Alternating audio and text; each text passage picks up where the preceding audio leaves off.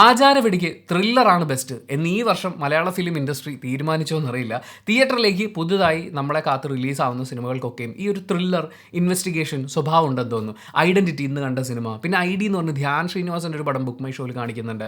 അതുകൂടാതെ രേഖാചിത്രം, ആസിഫ് അലിയുടെ സിനിമ, ഇങ്ങനെ കുറച്ച് സിനിമകളൊക്കെ ഇങ്ങനെ റെഡിയായി വരുന്നത് നല്ലതാണ്. പ്രേക്ഷകനെ എൻഗേജിംഗ് ആയി തിയേറ്ററിൽ പിടിച്ചിരുത്താൻ പറ്റുന്ന സിനിമകളായി തീരട്ടെ ഒക്കെയും എന്നുള്ള ആശംസകളോടുകൂടി നമുക്ക് ഐഡന്റിറ്റിയെക്കുറിച്ച് സംസാരിക്കാം. ഈ സിനിമയെക്കുറിച്ച് സംസാരിക്കുമ്പോൾ എനിക്ക് കുറച്ച് നെഗറ്റീവ്സ് പറയാനുണ്ട്. പക്ഷേ ആ നെഗറ്റീവ്സ് ഒക്കെ കേട്ട് കഴിയുമ്പോഴേക്കും സിനിമ കാണേണ്ട ഭയങ്കര ബോറായിരിക്കും എന്ന് വിചാരിക്കരുത്. എനിക്ക് പറയാനുള്ള എണ്ണത്തിൽ കുറവുള്ളത് പോസിറ്റീവ്സ് ആണെങ്കിലും ആ പോസിറ്റീവ്സിൽ കൊടുത്ത കാശ് എനിക്ക് മുതലായി. ഞാൻ മറ്റേ PVRൻ്റെ ലെക്സേ എന്ന് പറഞ്ഞിട്ട് മുടിഞ്ഞ കാശ് കൊടുത്ത് കിടന്ന് കാണുന്ന ആ ടിക്കറ്റ് ഉണ്ടല്ലോ, അതെടുത്തിട്ടാണ് തിയേറ്ററിൽ പോയത്. ഏതാണ്ട് 600 രൂപയോളമായി, ഒരു 3 സിനിമ കാണുന്ന പൈസയായി. പക്ഷേ എനിക്ക് ആ സെക്കൻഡ് ഹാഫും അതിലത്തെ കുറച്ച് സാധനങ്ങളും കൊണ്ട് സംതൃപ്തിയായി. അഖിൽ പോൾ, അനസ് ഖാൻ കൂട്ടുകെട്ട് തിരക്കഥയൊരുക്കി സംവിധാനം ചെയ്യുന്ന പുതിയ സിനിമയാണ് ഐഡന്റിറ്റി. അവർ തന്നെയാണ് ഫോറൻസിക് ചെയ്തിട്ടുള്ളത്. ടൊവിനോ തന്നെയാണ് അവിടെയും നായകനായിട്ട് വരുന്നത്. ഫോറൻസിക് ഞാനൊരു വലിയ ഫാനായിട്ടുള്ള സിനിമയല്ല, പക്ഷേ അതിനൊരു ഫാൻ ഫോളോയിങ് ഉണ്ട്. അത്യാവശ്യം വിജയ ചിത്രമായിരുന്നു എന്ന് തന്നെയാണ് ഞാൻ മനസ്സിലാക്കുന്നത്. അപ്പോൾ ആ കൂട്ടുകെട്ടിൽ പുതിയൊരു സിനിമ വരുന്നു. പിന്നെ ഇതിൽ ഈ ആകാശത്ത് വെച്ച് എയറോപ്ലെയിനിൽ വെച്ചിട്ടുള്ള ഫൈറ്റും കാര്യങ്ങളൊക്കെ ട്രെയിലറിൽ കണ്ടപ്പോൾ അതിൻ്റെ ഒരു ത്രില്ലൊക്കെ ഉണ്ടല്ലോ. മലയാളത്തിൽ അധികം ആൾക്കാർ ചെയ്തിട്ടില്ലാത്ത പരിപാടികൾ ഈ സിനിമയിലുണ്ട്. പക്ഷേ ഈ വീഡിയോ ഞാൻ നെഗറ്റീവ്സിൽ നിന്നാണ് സ്റ്റാർട്ട് ചെയ്യുന്നത്. ഫസ്റ്റ് ഹാഫ് എന്നെ സംബന്ധിച്ച് ഒത്തിരി കാര്യങ്ങളിട്ട് ഉരുണ്ട് പെരണ്ട് അങ്ങോട്ട് ട്വിസ്റ്റ് ഇങ്ങോട്ട് ട്വിസ്റ്റ് കൺഫ്യൂസ്ഡ് ആക്കി അങ്ങനെ മുന്നോട്ട് പോകുന്നത് പോലെ തോന്നി. ആക്ച്വലി അങ്ങനെ കോംപ്ലിക്കേറ്റഡ് ആക്കേണ്ട ഒരു കാര്യം അവിടെ ഉണ്ടായിരുന്നോ എന്ന് സെക്കൻഡ് ഹാഫ് കാണുമ്പോൾ തോന്നിപ്പോയി. കാര്യം ഒത്തിരി കാര്യങ്ങളുണ്ട്. അവരങ്ങനെ ആയിരുന്നില്ല, ഇവരിങ്ങനെയായിരുന്നു, ഓഹോ അതിങ്ങനെയാണ്. പല ട്വിസ്റ്റ് നമുക്ക് മനസ്സിലാവുന്നുണ്ട്. ഇതിൻ്റെ അകത്ത് തൃഷ ഒരു വലിയ കാര്യം എക്സ്പ്ലെയിൻ ചെയ്യുന്ന സമയത്ത് അവർ എക്സ്പ്ലെയിൻ ചെയ്ത് തുടങ്ങുമ്പോഴേ നമുക്കറിയാം അത് അങ്ങനെയല്ല എന്നുള്ളത്. വളരെ പ്രെഡിക്റ്റബിൾ ആയിട്ടുള്ള കാര്യമാണ്. പക്ഷേ അവരതിനെ ഇങ്ങനെ നീട്ടിക്കൊണ്ട് പോവുകയാണ്. പിന്നെ ഇതിൻ്റെ ട്രെയിലർ കണ്ട ആകാശ പോരാട്ടമൊക്കെ മനസ്സിൽ നിൽക്കുന്നുണ്ട്. നിങ്ങൾ കാര്യത്തിലേക്ക് വരൂ, ഈ ട്വിസ്റ്റൊക്കെ ഇങ്ങനെ ആയിരിക്കും എന്ന് നമുക്കൊരു ധാരണയുണ്ട് എന്ന് അങ്ങോട്ട് പറയാൻ തോന്നുന്ന പോലെ പൊയ്ക്കൊണ്ടിരിക്കുകയാണ്. പിന്നെ അതിൽ കുറച്ച് ലോജിക്കൽ ഇഷ്യൂസും ഫീൽ ചെയ്തിട്ടുണ്ടായിരുന്നു. ഈവൻ ഫോറൻസിക് ആണെങ്കിലും എനിക്കതിൽ ഫീൽ ചെയ്ത ലോജിക്കൽ ഇഷ്യൂസിനെ കുറിച്ചൊരു വലിയ വീഡിയോ തന്നെ ആ സമയത്ത് ചെയ്തിട്ടുണ്ടായിരുന്നു. ഇവിടെ അവൾ പറഞ്ഞത് കറക്റ്റാണ്, പക്ഷേ കറക്റ്റ് എന്താണ് എന്ന് പറയാൻ അവൾക്കറിയില്ല.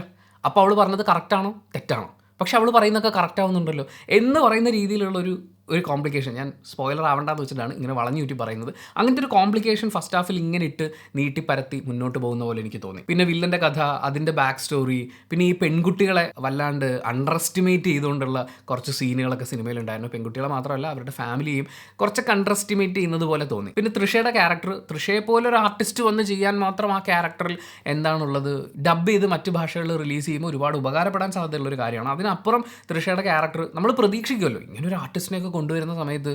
പക്ഷേ അതിന് മാത്രം ഒന്നും ഉണ്ടായില്ല. മറ്റൊരു പ്രശ്നം എനിക്ക് ഫീൽ ചെയ്തത്, അതിപ്പോൾ കളറിങ്ങിൻ്റെ പ്രശ്നം എന്ന് പറയണോ അതോ VFXൻ്റെ പ്രശ്നം എന്ന് പറയണോ എന്നെനിക്കൊരു കൺഫ്യൂഷൻ ഉണ്ട്. തൃഷയെ കാണിക്കുന്ന സമയത്ത് അവരുടെ ഫേസ് ഭയങ്കരമായിട്ട് സ്മൂത്തൻ ചെയ്യാനുള്ളൊരു ശ്രമം, അതായത് കളറിങ്ങിൽ ഇവരുടെ ഫേസ് ഭയങ്കര സ്മൂത്താക്കി കാണിക്കാൻ വേണ്ടിയിട്ടുള്ള ഒരു ശ്രമം ഉണ്ടോ എന്ന് തോന്നുന്നുണ്ടായിരുന്നു. കാരണം തൃഷയെ കാണിക്കുന്ന സീനൊക്കെ വരച്ചു വെക്കുന്ന പോലത്തെ അങ്ങനത്തെ ഒരു, നമ്മൾ പടമൊക്കെ വരച്ചിട്ട് ഡിജിറ്റൽ ആർട്ടൊക്കെ ചെയ്തിട്ട് കാണൂലേ, അതിനോട് കുറച്ചും കൂടി ചേർന്ന് നിൽക്കുന്ന പോലെ ഒരു ഫീൽ ഉണ്ടായിരുന്നു. അതുപോലെ ഈ തൃഷയും ഷമ്മി തിലകനും വന്ന് നിൽക്കുന്ന ഒരു ഫ്രെയിമിൽ ബാക്ക്ഗ്രൗണ്ട് ബ്ലറൊക്കെ കണ്ടപ്പോൾ അത് VFXൽ ചെയ്ത് വെച്ചതുപോലെ, അവരിങ്ങനെ വെട്ടി ഒട്ടിച്ചതുപോലത്തെ അങ്ങനത്തെ ഒരു ഫീൽ ഉണ്ടായിരുന്നു. ഇനിയാണ് പോസിറ്റീവ്സ്. ഫസ്റ്റ് ഹാഫിൽ ഞാൻ ഇതേപോലെ വളഞ്ഞുറ്റിയൊക്കെ പോകുന്നുണ്ട്, ബോറടിച്ചിട്ട് കുന്തം പറഞ്ഞ് എണീറ്റ് പോകാൻ തോന്നുന്നു, അങ്ങനെയൊന്നുമല്ല. ഇതൊക്കെ നമുക്ക് പ്രഡിക്റ്റബിൾ ആണ്, നിങ്ങളിങ്ങനെ കൺഫ്യൂസ് ആക്കുന്നതാണ്, നമുക്ക് മനസ്സിലാവുന്നുണ്ട് എന്നുള്ളൊരു രീതിയിൽ പോയിട്ട് സെക്കൻഡ് ഹാഫ് കഴിയുമ്പോഴേക്കും പടം നേരെ ആകാശത്തേക്ക് പോകുന്നുണ്ട്. ആ എയറിലേക്ക്, ആകാശത്തേക്ക് പടം എപ്പോൾ ഫോക്കസ് ചെയ്ത് തുടങ്ങുന്നു അപ്പോൾ തൊട്ട് പടം എനിക്ക് വൻ ഗ്രിപ്പിംഗ് ആയിരുന്നു. അതേപോലെ അതിൽ എലിവേഷൻസും ക്യാരക്ടർ കുറേ കാര്യങ്ങളൊക്കെ അതിൻ്റെ അകത്ത് വരുന്നുണ്ട്. കുറേ പപ്പ മൊമെൻ്റ് ഉണ്ടാവേണ്ടിയിരുന്നതൊക്കെ വളരെ കൈയടക്കത്തോടു കൂടി വളരെ ഡീസൻ്റായിട്ട് അവർ അവതരിപ്പിച്ചിട്ടുണ്ട്. അതിൽ ബാക്ക്ഗ്രൗണ്ട് സ്കോറിന് ഒരു വലിയ പങ്കുണ്ട്. ഫസ്റ്റ് ഹാഫിൽ മുഴുവൻ എനിക്കൊരു ഷെർലക് ഹോംസ് ഇൻസ്പയർഡ് പരിപാടികളൊക്കെ അങ്ങനെ ഫീൽ ചെയ്യുന്നുണ്ടായിരുന്നു, ബാക്ക്ഗ്രൗണ്ട് സ്കോറിങ്ങിനെ എടുത്ത് നിന്നിട്ട്.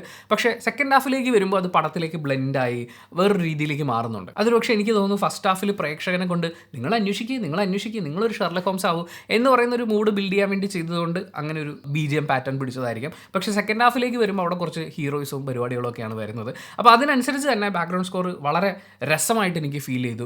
വിഷ്വൽസ്, പ്രത്യേകിച്ച് ഫ്ലൈറ്റിനകത്തുള്ള വിഷ്വൽസ്, അതും അടിപൊളിയായിരുന്നു. പ്രത്യേകിച്ച് ഈ ആക്ഷൻ പരിപാടികളൊക്കെ അവരത് എങ്ങനെ ചെയ്തിട്ടുണ്ടാവും എന്നുള്ളത് ഈ ഹോളിവുഡ് സിനിമകളുടെയൊക്കെ ബിഹൈൻഡ് ദ സീൻസ് കാണുന്നതുകൊണ്ട്, അല്ലെങ്കിൽ മറ്റ് ആക്ഷൻ സിനിമകളുടെ ബിഹൈൻഡ് ദ സീൻസ് കണ്ടിട്ടുള്ളതുകൊണ്ട് നമുക്കൊക്കെ ഒരു ബേസിക് ധാരണയുണ്ടാവും. പക്ഷേ അപ്പോൾ പോലും അതിനെ അത്രയും ഒറിജിനലായി ഫീൽ ചെയ്യിപ്പിക്കത്തക്ക രീതിയിൽ അവർ അവതരിപ്പിച്ചത് ഗംഭീരമാണ്. ഫൈറ്റ് കൊറിയോഗ്രഫി, ആക്ഷൻ, മ്യൂസിക്, പിന്നെ ഇവരുടെ പെർഫോമൻസുകൾ, ഇതെല്ലാം കൂടി ചേരുന്നുണ്ട് സെക്കൻഡ് ഹാഫിലേക്ക് വരുമ്പോൾ സിനിമയെ ഒരു വൻ സംഭവമായിട്ട്. ശരിക്കും സിനിമ ഈ പറയുന്ന എയറിലേക്ക് പോയി അതൊരു വൻ സംഭവമാവുന്ന സമയത്ത് തൃഷ സിനിമയിലുണ്ടോ എന്ന് പോലും സംശയമാണ്. അതാണ് ഞാൻ ഫസ്റ്റ് ഹാഫിലെ നെഗറ്റീവ്സിൻ്റെ കൂട്ടത്തിൽ തൃഷയുടെ ക്യാരക്ടറിനെ കുറിച്ച് പറഞ്ഞത്. എടുത്തു പറയേണ്ട മറ്റൊരു കാര്യം വിനയ് റായിയുടെ സ്ക്രീൻ പ്രസൻസ് ആണ്. ആ മച്ചാൻ അങ്ങേര് അടിപൊളിയാണ്. അങ്ങേര് സ്ക്രീനിൽ വരുന്നത്, ഡയലോഗ്സ് എല്ലാം കൊണ്ടും അങ്ങേര് ഇങ്ങനെ കണ്ടുകൊണ്ടിരിക്കാനുള്ളതുണ്ട്. നമ്മൾ പറയില്ലേ, ആ കണ്ടുകൊണ്ടിരിക്കാൻ തന്നെ നല്ല രസം എന്ന് പറയുന്ന പോലെ നല്ല സ്റ്റൈൽ പരിപാടികളൊക്കെയാണ് പുള്ളി ചെയ്തിട്ടുള്ളത്. ടൊവിനോയും ഒട്ടും വിട്ടുകൊടുത്തിട്ടില്ല, കട്ടക്ക് തന്നെ നിൽക്കുന്നുണ്ട്. ഇവരുടെ രണ്ടുപേരുടെയും സ്റ്റൈലും ഫൈറ്റും പിന്നെ അത് എടുത്തു വെച്ചിരിക്കുന്ന രീതിയും ഒക്കെ കൊണ്ട് സെക്കൻഡ് ഹാഫ് വളരെ രസമായിട്ടാണ് എനിക്ക് തോന്നിയത്. പക്ഷേ അതിനപ്പുറത്തേക്ക് ആവറേജ് എന്ന് ഫീൽ ചെയ്ത, അല്ലെങ്കിൽ ഇങ്ങനെ നീട്ടിക്കൊണ്ട് പോകുന്നു, ഈ ത്രില്ല് നമുക്ക് ഫീൽ ചെയ്യണമല്ലോ, നമ്മൾ എൻഗേജ്ഡ് ആവണമല്ലോ.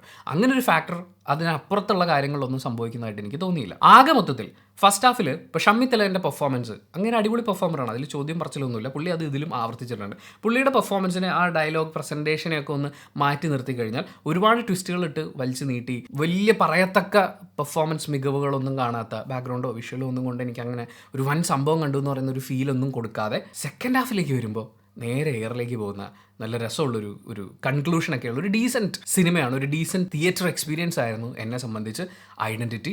ഞാൻ ഈ പറയുന്നത് എൻ്റെ പേഴ്സണൽ ഒപ്പീനിയനാണ്, എൻ്റെ മാത്രം ഒപ്പീനിയനാണ്.